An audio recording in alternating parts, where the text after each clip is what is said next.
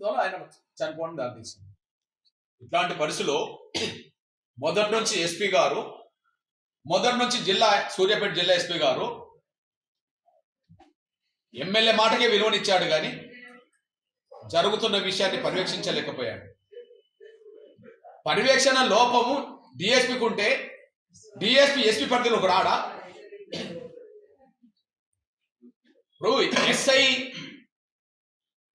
చేస్తున్న దాన్ని సరిగా చూడలేకపోయిందని చెప్పి సీఐ మీద పెట్టేసినప్పుడు 4 రోజుల పాటు అక్రమ నిర్బంధంలో పోలీస్ స్టేషన్లో వీళ్ళుంటే మరి అక్కడ డిఎస్పీ ఆయన చూడకపోవడం ఆయన పొరపాటు కాదా?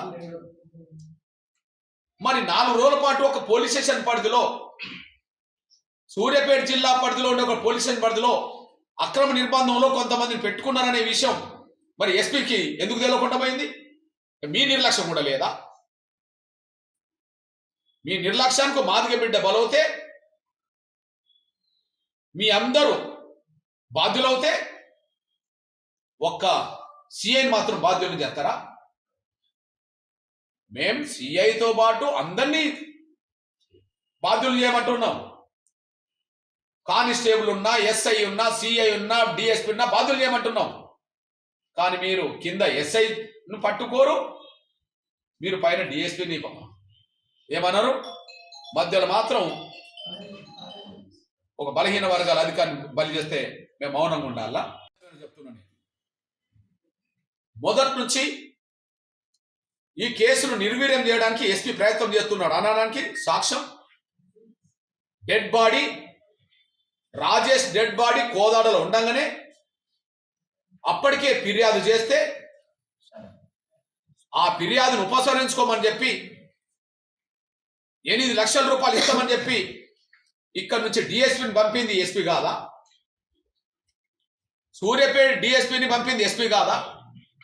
లేకపోతే ఎస్పీకి తెలియకుండా డిఎస్పీకి కోదాడకి వెళితే జిల్లా ఎస్పీకి, సూర్యాపేట జిల్లా కేంద్రంలో ఉండబడే ఎస్పీకి తెలియకుండా సూర్యాపేట హెడ్ క్వార్టర్లో ఉండబడే డిఎస్పీ కోదాడకి వెళ్ళి రాజీ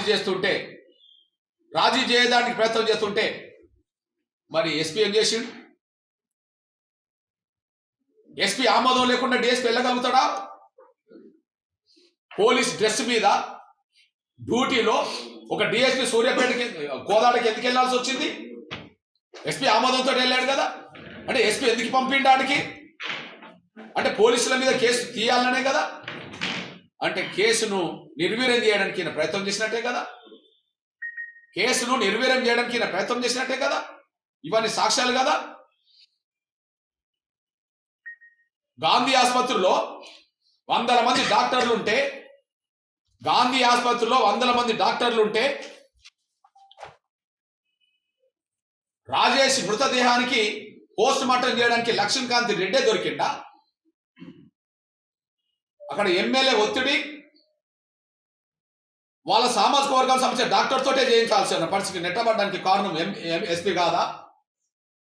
ఎస్పీకి తెలియకుండా చెలుకూరు ఎస్ఐ సికింద్రాబాద్లో ఉండబడే గాంధీ ఆసుపత్రులు ఎందుకున్నాడు? ఆ రోజు సికింద్రాబాద్లో ఉండబడే గాంధీ ఆసుపత్రులు ఎందుకున్నాడు?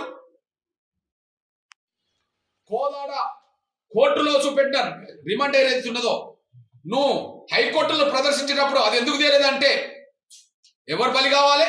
సిఐఏ కదా. అంటే బీసీని బలి చేయడానికి రెడ్డిని పోకుండా ఆపారా? ఫిర్యాదు అందుకున్నది సిఐయా? కేసు నమోదు చేసింది సిఐయా? అరెస్టుకు పోలీసులు పంపింది సిఐనా? అరెస్ట్ చేసింది సిఐనా? రిమాండ్ చేసింది సిఐనా? ఎస్ఐనే కదా. హైకోర్టుకి వెళ్ళి సమాధానం చెప్పాల్సింది ఎస్ఐని కదా. సిఐని ఎందుకు పంపిండ్రు? ఇవన్నీ ఎమ్మెల్యేతో కుమ్మక్కు కావడం వల్ల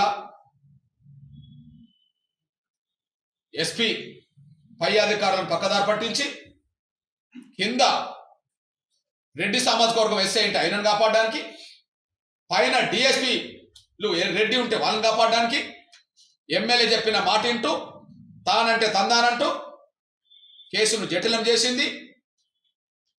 చట్టపరమైన చర్యలు తీసుకోకుండా నిర్లక్ష్యం చేస్తున్నది ఎస్పీ.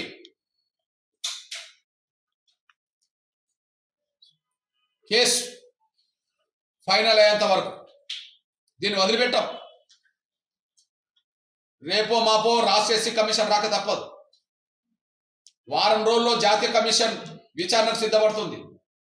నిన్ననే మానవ హక్కుల కమిషన్ నోటీసు తీసుకెళ్ళాం.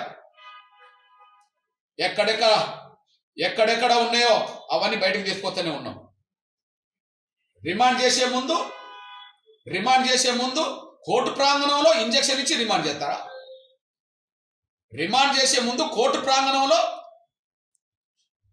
ఐకార్డ్ అనే ఇంజెక్షన్ ఇచ్చి రిమాండ్ చేస్తారా? అనారోగ్యాన్ని గురైతే, అనారోగ్య తీవ్రత ఉంటే జడ్జి ముందు ఆధారపరిచినప్పుడు జడ్జే కోర్టుకు అది హాస్పిటల్ పంపుతారు. కదా రాజేష్, జైలు అధికారులు చూసుకుంటారు కదా, ఎస్కాట్ ఉంటది కదా. చిలుకూరు ఎస్ఐ లక్ష్మీకాంత రెడ్డితో ఎందుకు మాట్లాడాల్సి వచ్చింది? 100 మంది డాక్టర్లు ఉండగా లక్ష్మీకాంత్ రెడ్డితోటే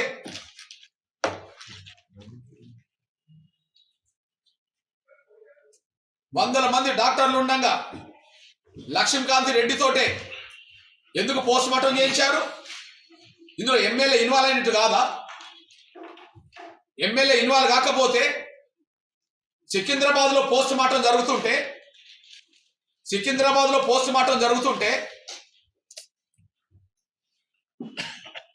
పోస్ట్ మార్టాన్ని జరుగుతున్న సమయంలో చట్టపరంగా వీడియో తీయాలి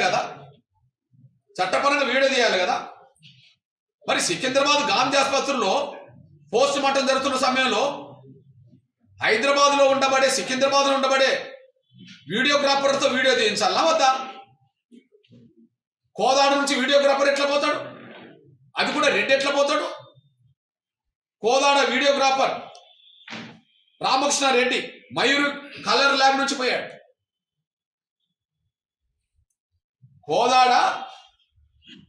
కోదాడలో ఉండబడే మయూర్ ల్యాబ్ నుంచి రామకృష్ణ రెడ్డిని తీసుకెళ్లారు. ఎవరి జీబులో పోయిండు ఆయన? పోలీసుల జీబులో పోలేదా? ఎవరి జీబులో పోయిండు? పోలీసుల వాహనంలో పోలేదా?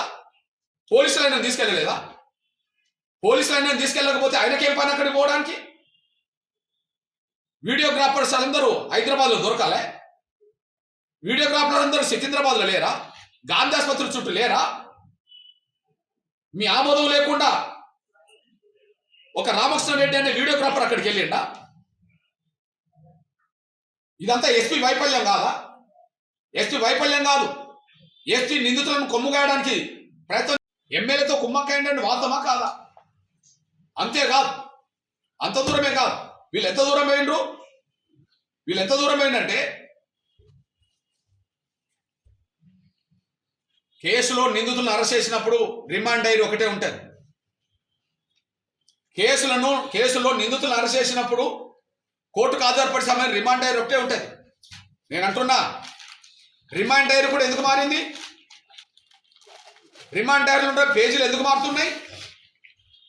10వ తారీఖు నాడు, నవంబర్ 10వ తారీఖు నాడు కోదాడ కోర్టులో ఏ రిమాండ్ డైరీ జడ్జి ముందు ప్రదర్శించారో మీరు హైకోర్టులో అదే రిమాండ్ డైరీ పెట్టిందని చెప్పగలుగుతారా? కోదాడ కోర్టులో ఏ రిమాండ్ డైరీ అయితే మీరు ప్రదర్శించారో అదే హైకోర్టులో చూపించని చెప్పగలుగుతారా? ఇక్కడ రిమాండ్ డైరీ వేరు, అక్కడ రిమాండ్ డైరీ వేరు. ఇక్కడ ఉన్న పేజీలన్నీ సక్రమంగా ఏదైతే ఉన్నాయో అనుకుంటుండ్రో అక్కడికి పోయేటప్పటికి అది మారింది కాదని చెప్పగలుగుతారా?